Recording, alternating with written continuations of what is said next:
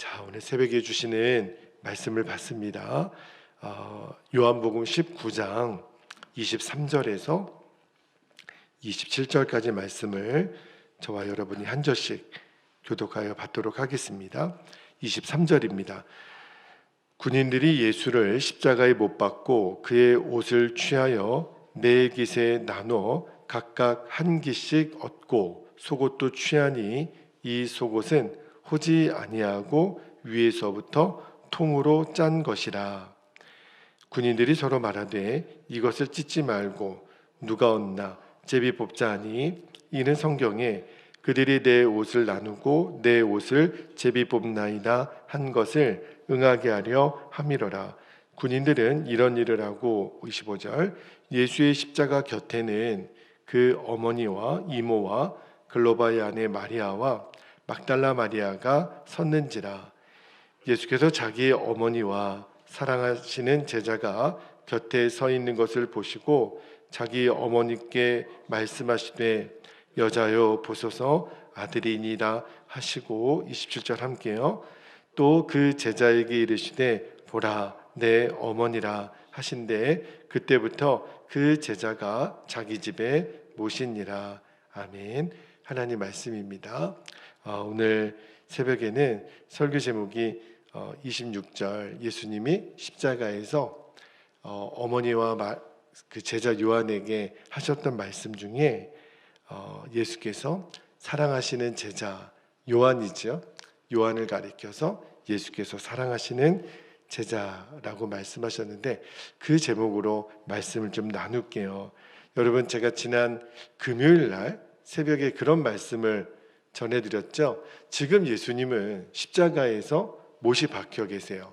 십자가에 매달려 계셔서 7번의 말씀을 하시는데 그 중에서 3번째 말씀이 여자여 보소서 아들이니이다. 그리고 4번째 말씀이 보라 내 어머니라.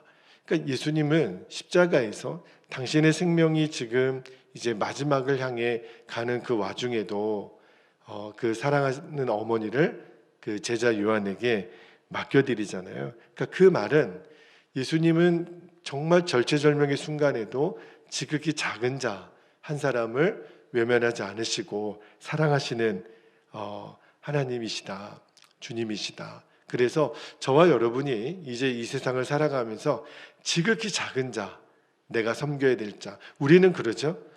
정말 나도 힘들어 죽겠는데 내가 이 사람까지 섬겨야 되나요? 아니에요. 여러분, 그것이 저와 여러분에게 하나님의 진짜 복을 주시려는 은혜이고 계획이에요. 그래서 우리들의 주변에 지극히 작은 자가 보여지는 것, 내가 섬겨야 될 사람이 보여지는 것이 은혜이고 복입니다. 자, 그리고 오늘은 우리가 그 말씀을 나눌게요. 예수님이 제자 요한에게 어머니를 부탁하잖아요. 그런데 그 요한이 정말 예수님의 어머니 마리아를 자신의 어머니처럼 섬깁니다. 그 말씀을 좀 오늘 나누고 기도하려고 하는데, 여러분, 오늘 말씀의 끝에 보니까 보라 내 어머니라 하시고 그때부터 제자가 요한이죠. 어머니를 자기 집에 모셨다. 정말 요한에게 있어서는 어머니 마리아가 내 친어머니도 아니잖아요. 그런데도 지극히 봉양하고 섬깁니다. 여러분, 예수님의 12제자 중에 그 중에 예수님이 좀 특별하게 관심도 가지시고 사랑하셨던 제자, 늘 트리오로 다니는 제자가 있죠. 베드로와 야고보와 요한입니다. 이 세 사람이 예수님의 그 공생의 기간 중에 특별한 순간에 늘 함께했던 이 세트로 따라다녔던 제자들인데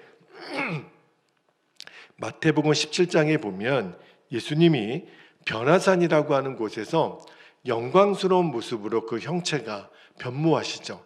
그때도 그 현장에 있었던 그 3명의 제자가 베드로와 야고보와 요한이에요. 그리고 예수님이 잡히시던 날 밤에도 겟세마네 동산에 가실 때 제자들에게 여기서 기도하고 있으라. 그리고 유독 3명의 제자들만 예수님이 그 마지막 기도의 현장에 데리고 가시잖아요. 그때도 베드로와 야고보와 요한이 따라가요. 그리고 사도행전을 보면 역시 이 세 사람이 굉장히 주목받는 사람으로 등장합니다. 특히 우리가 아는 베드로는요, 지금도 로마 카톨릭에서는 베드로를 일대 교황이라고 여기죠. 그러니까 베드로는 초대교회에 있어서 굉장히 중요한 리더가 되고요. 야고보도 예루살렘 교회의 초대 담임 목사님이 바로 야고보예요. 특히 사도행전을 잘 읽어보면 베드로가 사도행전 1장부터 12장까지 굉장히 어떤 초대교회의 중요한 리더로 나가서 복음을 전하면 3,000명, 5,000명이 회개하고 돌아오는 굉장히 놀라운 사역을 베드로가 감당하죠. 그리고 야고보 사도는 예루살렘 교회 초대 담임 목사님이면서도 이제 나중에 순교, 예수님의 제자 중에 첫 번째 순교자가 야고보예요. 그리고 전체 성도 중에서는 첫 번째 순교했던 사람이 스데반 집사님인데 제자들 중에는 야고보가 제일 먼저 순교하죠. 그리고 여러분 기억하시죠? 사도행전 3장에 보면 이 베드로와 요한이 이제 성전에 기도하러 올라갈 때 성전 미문에 앉아서 구걸하던 사람 나오죠. 그 사람에게 은과 금은 내게 없거니와 내게 있는 것을 너에게 주노니 곧 나사렛 예수의 이름으로 일어나 걸으라. 그때도 베드로와 요한이 쓰임을 받죠. 그리고 이제 4장으로 넘어가면 5,000명이 되는 그 사람들이 이제 예수님을 믿겠다고 막 세례받고 나오는 것을 보고 당시에 그 제사장들, 성전 맡은 자, 사두개인들이 이 사도들을 붙잡아서 공회 앞에 세우죠. 그때도 베드로와 요한은요 담대하게 주의 복음을 전합니다. 그리고 이제 사도행전 8장에 가면 요한의 이름이 잠시 언급되고 그 다음부터는 사도행전에서 요한의 이름은 등장하지 않아요. 자, 베드로와 야고보와 요한을 예수님이 귀하게 또 따로 선택하시고 각각 쓰임 받았는데 이제 베드로의 이름은 계속 등장하지만 이 제자 요한의 이름은 점점 잊혀지고 있는 그런 상황입니다. 여러분, 베드로가 야고보가 그렇게 쓰임 받을 때 사도 요한, 제자 요한은 뭘 하고 있을까요? 오늘 이 마지막 절 말씀에 그의 어머니 마리아를 섬겼다. 그러니까 요한은 알았죠. 이제부터 나의 사명은 예수님의 육신의 어머니인 마리아를 내가 진짜 어머니처럼 섬기는 것. 그게 이제 제자 요한의 사명이었던 거예요. 여러분, 사실 우리가 복음서나 사도행전을 잘 읽어보면 이 베드로의 사역, 야고보의 사역은 굉장히 눈에 띄고 똑같은 제자인데 여러분, 제자 요한이라고 나도 베드로처럼 야고보처럼 그렇게 이름도 나고 크게 쓰임받는 사역자가 되고 싶지 않았을까요? 왜 안 그러겠어요? 사람인데. 그런데도 이 요한은 예수님의 어머니 마리아를 정말 지극정성으로 섬깁니다. 어떻게 그럴 수 있었을까? 요한은 그런 사역에 관심이 없었을까? 아니면 요한은 원래부터 그렇게 사랑하는 마음이 많아서 예수님이 그렇게 말씀하셨다 하더라도 꼭 그렇게 순종 안 할 수도 있는 거잖아요. 그런데 이 요한은 그렇게 예수님의 어머니 마리아를 섬기잖아요. 정말 요한은 어떤 사람이었길래, 여러분, 요한이 처음부터 이렇게 사랑하는 마음이 많았던 게 아니에요. 요한이 어떤 사람이었는지를 단적으로 보여주는 말씀이 있는데, 여러분, 하루는요 이 야고보와 요한은 형제예요. 야고보와 요한의 어머니가 예수님에게 찾아와서 이런 청탁을 한 적이 있습니다. 자, 마태복음 20장 21절을 한번 볼게요. 야고보와 요한의 어머니 살로메라고 하는 이름의 어머니가 나오는데 뭐라고 얘기하냐면, 나의 이 두 아들 야고보와 요한이에요. 주의 나라에서 하나는 주의 우편에 하나는 주의 좌편에 있게 명하소서. 이 야고보와 요한의 어머니 살로메가 욕심도 많죠. 사랑하는 두 아들을 예수님의 좌우편에, 그죠? 영의정과 좌의정을 시켜달라고 옛날에 이렇게 좀 치맛바람을 하신 거예요. 그런데 여러분, 이 살로메가 누구냐면 그 예수님의 육신의 어머니 마리아하고 자매예요. 그러면 야고보와 요한하고 예수님이 촌수가 어떻게 되죠? 이종사촌지간이에요.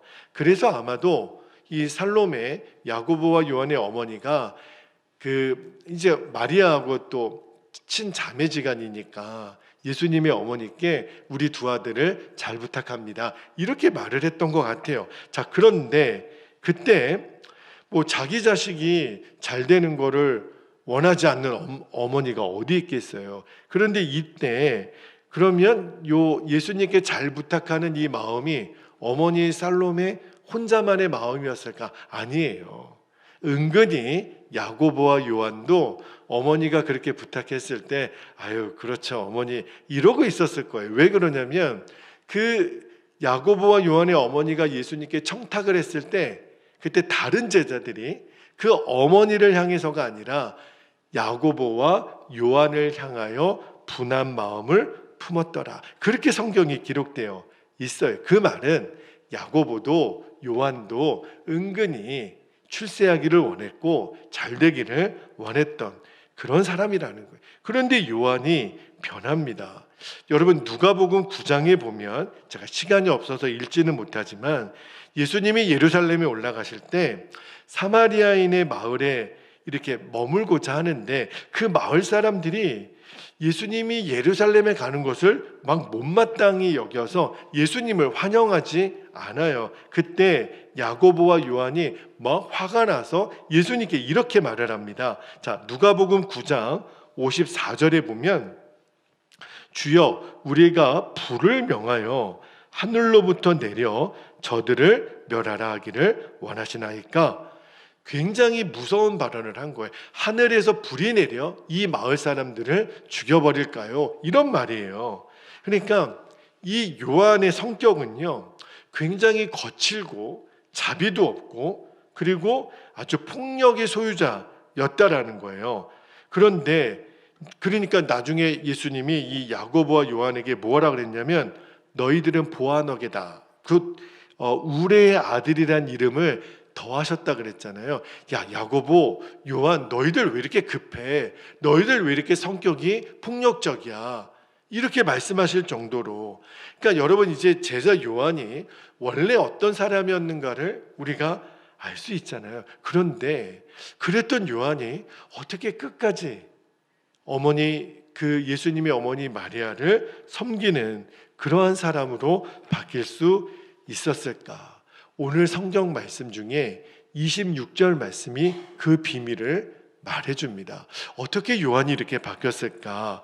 예수님이 십자가 곁에 있던 제자 요한을, 사실은 이 복음서는 누가 썼냐면 요한이 쓴 거예요. 그런데 요한은 그때 자기의 이름을 쓰지 않고 26절에 보니까 뭐라고 기록됐냐면 사랑하시는 제자, 자기 자신의 존재를 예수님이 사랑하시는 제자 이렇게 썼어요. 이게 뭘 말하는 거냐면 요한이 어떻게 이렇게 사랑하는 사람으로 변했나, 그 이유가 나오는데 예수님의 사랑 때문이라는 거예요.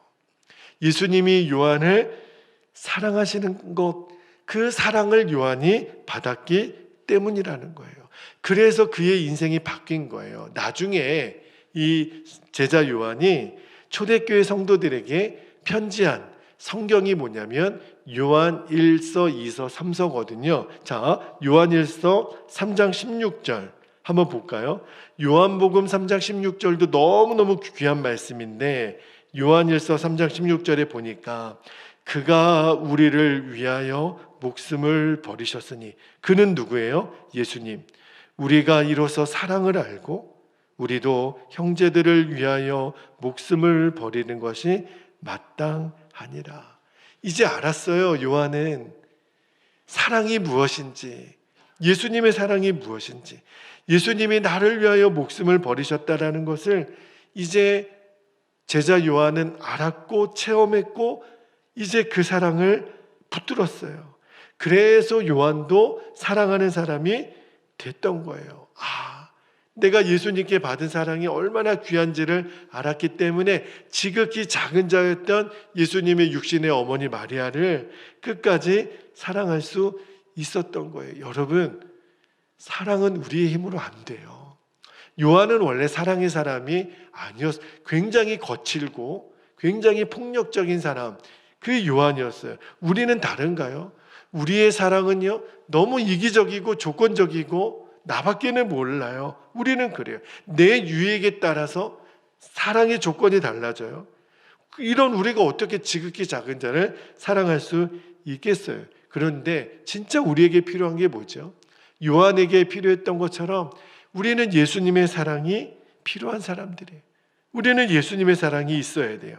요한처럼 그 주님의 사랑을 받아야만 우리도 사랑할 수 있거든요. 그런데 여러분, 우리가 예수님의 사랑을 안 받았나요? 우리는 이미 받았어요. 요한이 받은 사랑을 우리도 이미 받았다고요. 그런데 문제는 예수님이 저와 여러분을 사랑하지 않아서가 문제가 아니라 그 사랑을 여전히 받아들이고 있지 않아서 그래요. 여러분, 이 땅에 있는 모든 사람들을 예수님은 다 사랑하시죠. 그런데 우리가 그 사랑을 받아들이지 않는 거예요. 왜 그럴까요? 우리 안에 예수님의 사랑이 들어오지 못할 만큼 세상 사랑으로 가득 차 있으면 예수님의 사랑이 내게 임할 수가 없어요. 그래서 이 제자 요한이 요한일서 2장 15절에 보면 이런 말씀을 합니다. 잘 보세요. 이 세상이나 세상에 있는 것들을 사랑하지 말라. 누구든지 세상을 사랑하면 아버지의 사랑이 그 안에 있지 아니하니. 왜 나는 지극히 작은 자를 사랑하지 못할까? 왜 그럴까요? 요한의 말에 의하면 우리 안에 세상 사랑이 가득하기 때문에 진짜 사랑을 못하는 거예요. 여러분, 우리가 세상을 사랑하고 세상 사람을, 세상의 것들을 사랑하면요, 내가 주님의 사랑을 거부하는 것과 똑같다고 성경은 말하는 거예요. 그러니까 그 마음에 세상 사랑으로 가득 차 있는데 어떻게 우리가 주님의 사랑 안에 거할 수 있겠어요? 그래서 오늘 우리가 찬양했잖아요. 예수 사랑 가지고 나아가자고. 여러분, 예수님을 믿었는데 왜 우리가 사랑이 안 될까? 여전히 예수 아닌 것을 사랑하는 게 많은 거예요. 이 문제가 해결되지 않으면 우리는 다른 사람을 사랑하는 게 안 됩니다. 그래서 오늘 이 새벽에 결단하고 싶은 거예요.